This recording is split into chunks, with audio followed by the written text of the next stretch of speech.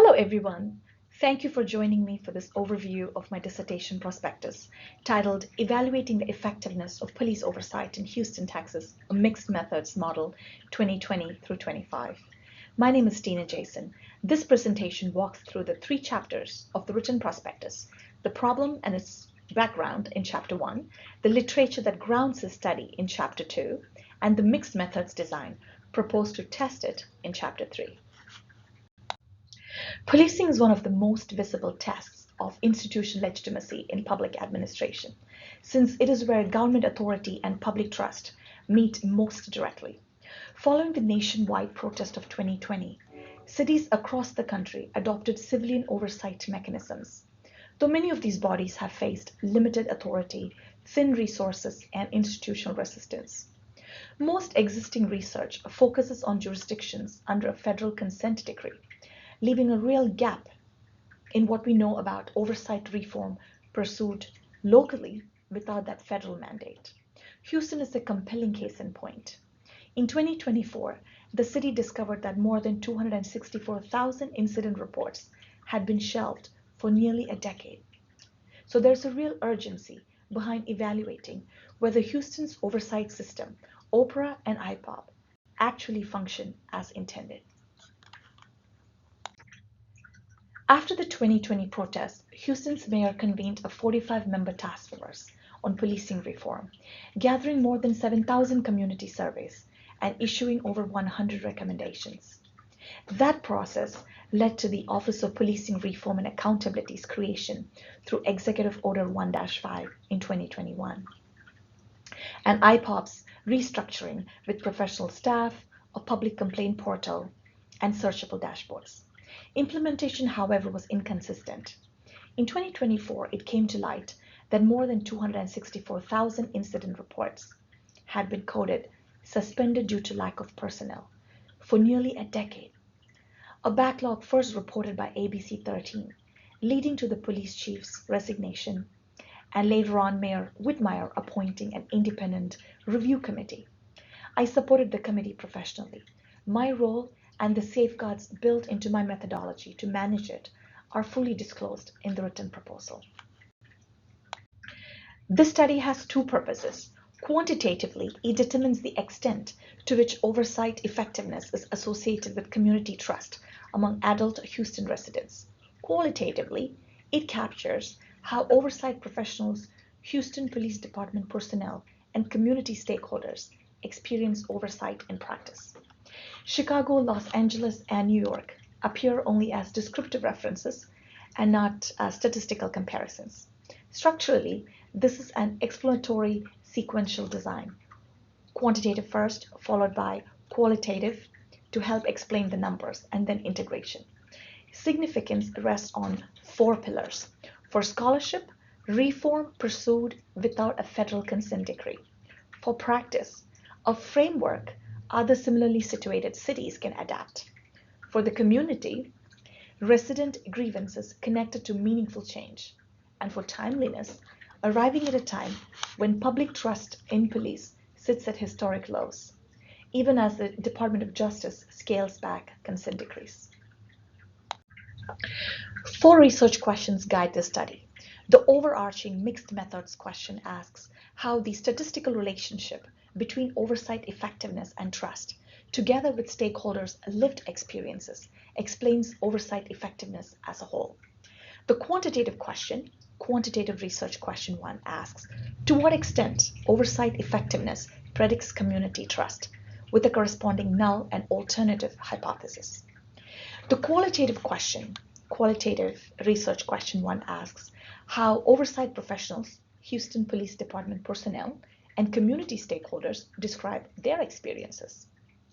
Mixed methods question asks how those qualitative perceptions help explain the quantitative relationship. One caveat, because this design is cross-sectional and the sample is one of convenience, predict is used strictly in its regression technical sense, describing an association, not causation. This study is grounded in four complementary frameworks. Legitimacy theory, drawing on Tyler, is the central lens. It explains trust as a function of perceived procedural fairness rather than outcomes alone.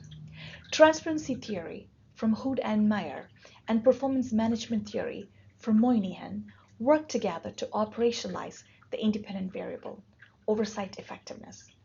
Social constructivism, following Creswell and Path, guides the qualitative strand, treating each stakeholder group's interpretation of oversight, whether from an Houston Police Department officer, an Office of Policing Reform and Accountability staff member, or a resident, as a distinct and legitimate source of understanding.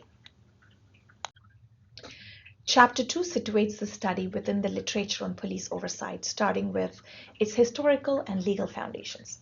Civilian oversight has moved through a series of reactive reform waves. As De Angelis and colleagues describe, citizen commissions gave way to review boards, then to auditor and monitor models, each wave typically triggered by a crisis rather than a proactive design. Legally, oversight operates under a real constitutional ceiling, and the only mechanism with true court enforcement power has been the federal consent decree, though the Department of Justice began moving to dismiss several decrees in 2025. The literature identifies three broad agency types: investigation-focused, review-focused, and auditor and monitor. So Houston's Office of Policing Reform and Accountability fits the auditor and monitor type. One governance factor consistently shapes outcomes: institutional independence. So OPRA reports directly to the mayor, not through the police department. The empirical literature sorts into three categories. What is well established is that procedural fairness predicts trust more strongly than outcomes alone, a finding borne out across a substantial body of research. What is more contested is whether formal oversight structures actually change practice. One meta-analysis found that adoption does not reliably equal function, meaning agencies can implement oversight on paper without producing substantive change on the ground. A persistent gap is that racial disparities in enforcement often continue even after reform, as Pierce's 2025 study of Chicago's oversight agency shows. That leaves the specific gap this dissertation fills. No existing study has used a survey-based test to examine oversight effectiveness alongside all three Houston stakeholder groups together, which is exactly what quantitative research question 1, the qualitative research question, and mixed methods question are built to do. Chapter 3 turns to methodology, beginning with the overall research design. This dissertation employs an exploratory sequential mixed methods design following Creswell and Plano-Clark. In phase 1, a quantitative survey tests quantitative research question 1 using simple linear regression. In phase 2, qualitative interviews build on the phase 1 results, helping explain the relationship and addressing qualitative research question. The two strands then come together through a joint display that merges the findings to address mixed methods question. Though conducted at a single site, this is not a yin-style case study. The goal is a model of oversight effectiveness that is analytically generalizable to other jurisdictions with similar structures. For the quantitative strand, the target population is adult Houston residents, 18 years and older. A power analysis indicates a minimum of 55 participants with a target of roughly 150 through convenience sampling. The qualitative population comprises of three stakeholder groups, 6 to 8 participants each for 18 to 24 interviews total. Instrumentation combines a 12-item oversight effectiveness scale that I developed with the previously validated Trust in Police scale from Botang. The interview protocol is semi-structured, built around 11 core questions plus probes, running 15 to 20 minutes each. Because I hold a professional role connected to the Office of Policing Reform and Accountability, recruitment of Houston Police Department and OPRA-affiliated participants is routed entirely through an independent liaison, keeping me blind to who opts in. Survey data will be analyzed using simple linear regression in SPSS after testing standard regression assumptions with significance set at 0.05 and effect sizes interpreted using Cohen's conventions.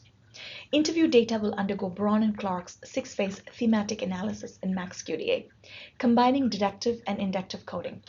The two strands come together in a joint display, categorizing each findings as convergent, complementary, or divergent. Limitations include the single site design, meaning generalization is analytic rather than statistical, the convenience sample, the cross-sectional design, and my dual role as both an Oprah-affiliated practitioner and the researcher. To protect rigor, I'm building in member checking, peer debriefing, a reflexive journal, and independent secondary coding of 20% of the transcripts. In summary, this study offers a rigorous mixed methods evaluation of whether locally driven police oversight without the backup of a federal consent decree actually builds genuine community trust. Pending committee approval and IRB clearance, data collection and analysis will proceed across roughly a 10-week timeline, moving from survey through interviews, coding, and integration into the joint display. This study should contribute a scholarly framework other researchers can apply elsewhere, and practical guidance Houston and comparable jurisdictions can act on directly. And finally, these are the key sources cited throughout the proposal, spanning the legal, empirical, and methodological literature the study draws on. Thank you again for joining me for this overview.